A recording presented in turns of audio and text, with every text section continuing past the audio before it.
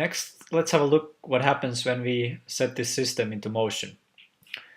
We do it by moving the mass to the left to a point where the displacement equals minus a. Why minus? Well, the first thing, whenever we are modeling physical systems, we have to model or define our positive direction, and in this case it will be to the right. So when we move the box to the left, its displacement will be negative, so it's negative a. This a comes from the word amplitude, as you might have guessed. It will be the amplitude of this motion. Now when we move the box to the left and we will release it, the spring that has been compressed will start to push it to the right. And it will start moving to the right, as we can see in the second picture. But it doesn't stop at the equilibrium position because the mass has inertia in it. So it will keep moving all the way to the far right, where the displacement equals the positive a. Why positive a exactly? The reason is that when we released this box, it didn't gain any energy as it traveled all the way here, so the energy stayed constant. So there's no way that it would have gone further than a. Neither did it go less than a, because no energy was dissipated, because there was no friction. That was the assumption, or damping either.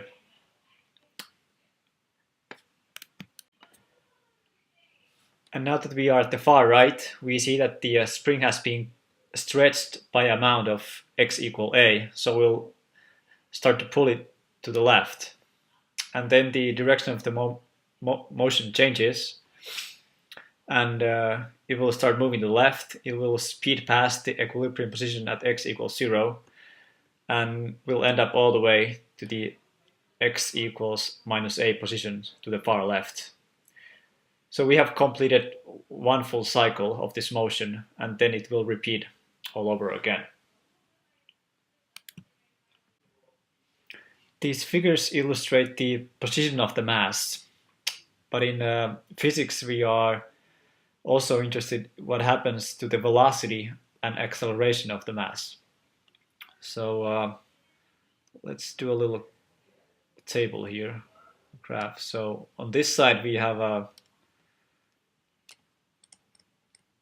velocity of the mass, and here we have a acceleration a, velocity is v. Now let's think about the velocity first. When the box is at the far right, it has been stopped, so we know that the velocity at that point is 0. The same thing happens when the mass has moved all the way to the right. It has again stopped.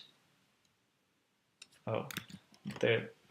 So the velocity in this position is also 0. But what happens in between? The mass will definitely pick up some speed, and it will reach the maximum speed at the equilibrium position, because until then the spring has been pushing it, it has been adding energy to the movement of the mass, and when it goes past this point, the spring will start stretching and will start to slow down.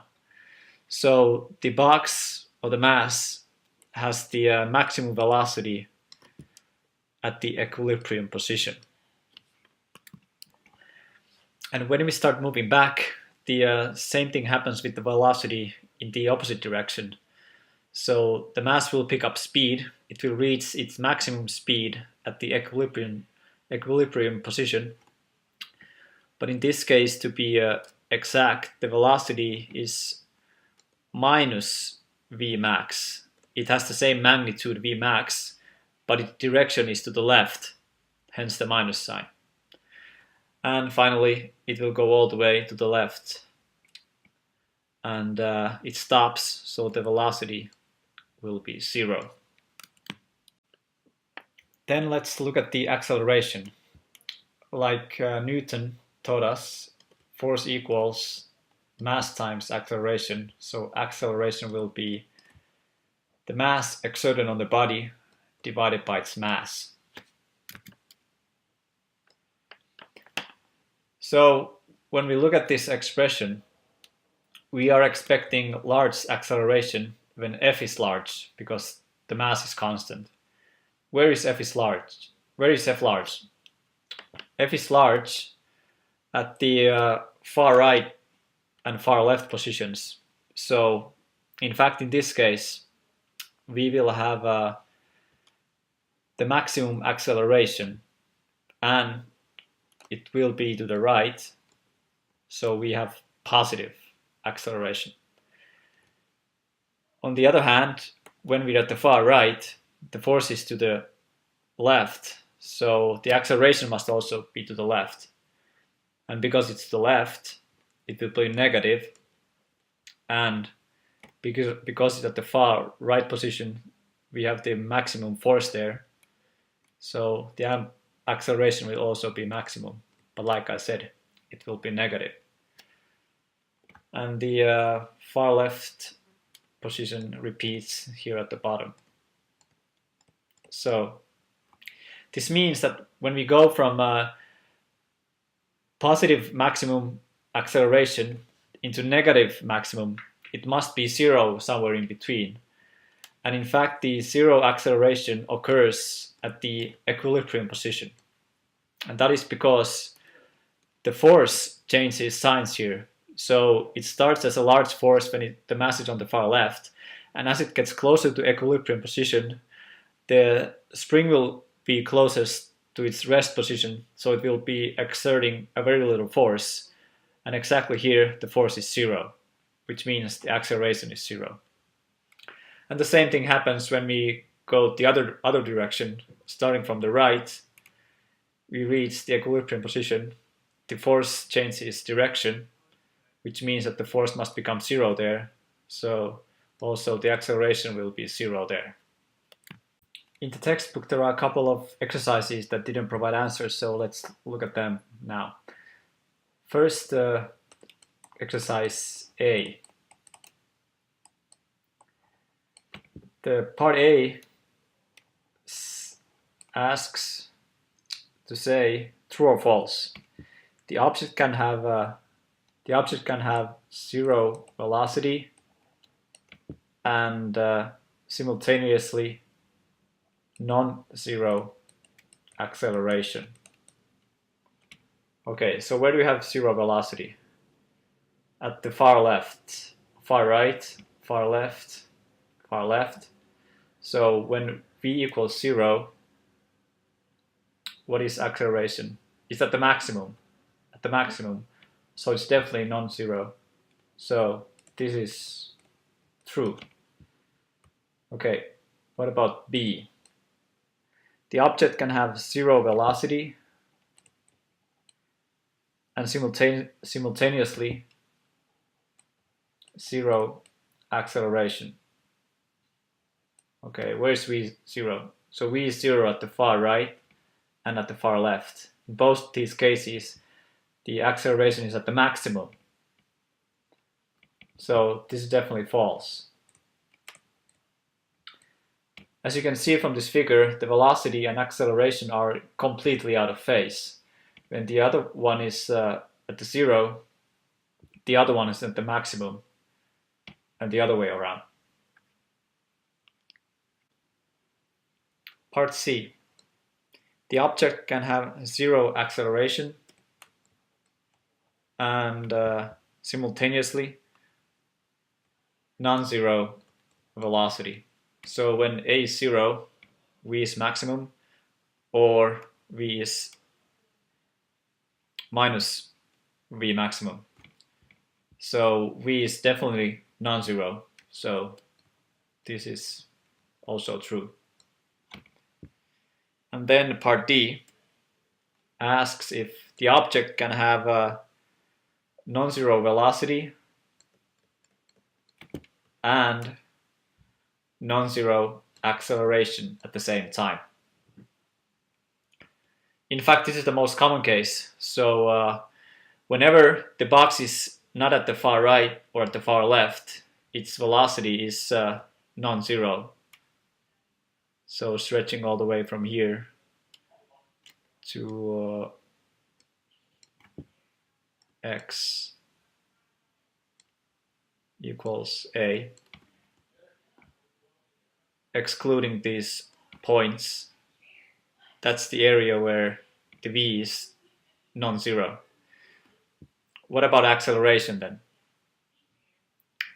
We know that the acceleration is 0 only at the midpoint. So everything in between the far points, this condition is true, except at the equilibrium position. So for most of the time, the v and a are non-zero, so this is definitely true.